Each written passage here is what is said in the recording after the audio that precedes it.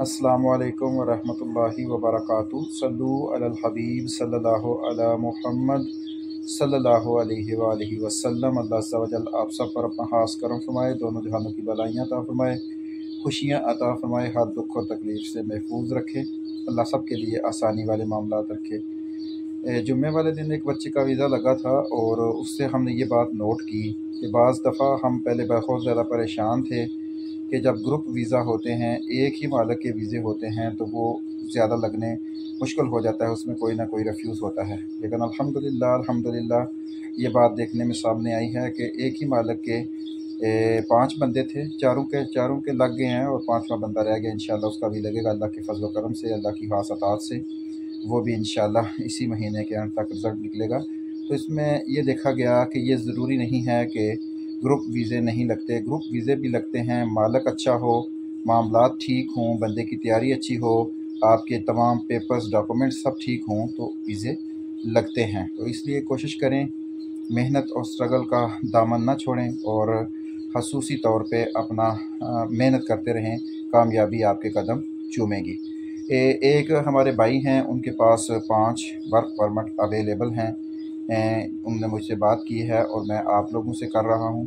फालतू में बिल्कुल मैसेज करने की ज़रूरत नहीं है। वो अफराद जिनको वर्क परमिट चाहिए, ये बात जहन में रख लें कि वर्क परमिट जो हैं वो उन्होंने सिर्फ़ आपको वर्क परमिट देने हैं। वीज़ा आपका लगे ना लगे, इससे उनका कोई लेना देना नहीं है। अगर आप हाफ़ पेमेंट देंगे तो वर्क परमिट सस्ता मिलेगा पहले, और अगर आप कोई पेमेंट पहले नहीं देते और सारी पेमेंट बाद में देते हैं तो फिर आपको ये कुछ रकम जो है वो एक्स्ट्रा भी देनी पड़ेगी और ये सारी रकम गारंटी पे रखनी पड़ेगी। इसका मतलब ये है कि वर्क परमिट उनके एक नंबर हैं, जिसमें वो मालिक का आईडी कार्ड प्रोवाइड करेंगे, आपको वर्क परमिट प्रोवाइड करेंगे और इसके दोनों वर्क परमिट होंगे। यानी एक तो होता है जो आपको फंसी निकलती है, और उससे पहले जो ऑनलाइन जो है जब बंदा करवाता है तो उस वक्त भी ऑनलाइन पेपर निकलते हैं, वो भी आपको देंगे। और इसमें जो है मालिक की ईमेल, मालिक का नंबर, तमाम चीज़ें प्रोवाइड करेंगे। और अगर वीज़ा ना लगा तो ये पैसे आपके ज़ाया हैं और ये नहीं आप हमसे मुतालबा कर सकते, क्योंकि ये यहाँ सिर्फ आपको वर्क परमिट दिया जा रहा है। वो अफराद जिनको वर्क परमिट चाहिए वो रब्ता करेंगे, ऑडियो मैसेज करेंगे बस।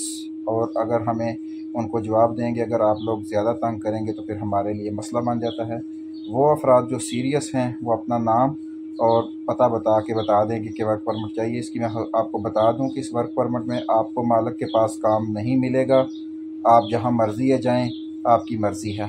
और इस वर्क परमिट में आपको जो है सिर्फ वर्क परमिट मिलेगा, वीज़े की गारंटी नहीं है। मकसद है ये नहीं है कि वीज़ा लगेगा तो पैसे। वर्क परमिट आपने ले लिया, वीज़ा लग गया, तब भी आपकी किस्मत, ना लगे तब भी आपकी किस्मत। वर्क परमिट में हाफ़ पेमेंट पहले है, हाफ़ पेमेंट वर्क परमिट मिलने के बाद है। प्रोसेस टाइम जो है वो 48 दिन, 40 से 48 दिन है। अगर आप में से कोई ख्वाहिशमंद हुआ तो वो रब्ता करेगा, वॉइस मैसेज करेगा और बिल्कुल अपने वक्त का इंतज़ार करेगा। जब मुनासिब टाइम हुआ तो उसको जवाब दिया जाएगा। वीज़ा ना लगने की सूरत में वर्क परमिट के पैसे ज़ाया हो जाएंगे। और जो है अगर आप मुकम्मल पैसे बाद में देना चाहते हैं और वर्क परमिट जो है वो लेने, जिस दिन वर्क परमिट आए उस दिन पैसे देना चाहते हैं, तो जो वर्क परमिट है उससे आपको कुछ रकम एक्स्ट्रा, ये सारी रकम गारंटी पे रखनी होगी जहां वो बंदा कहेगा उस जगह पे। तो फिर जिस दिन आपका वर्क परमिट आएगा आप वर्क परमिट ले लेंगे और वो आपके गारंटी के पैसे ले लेंगे।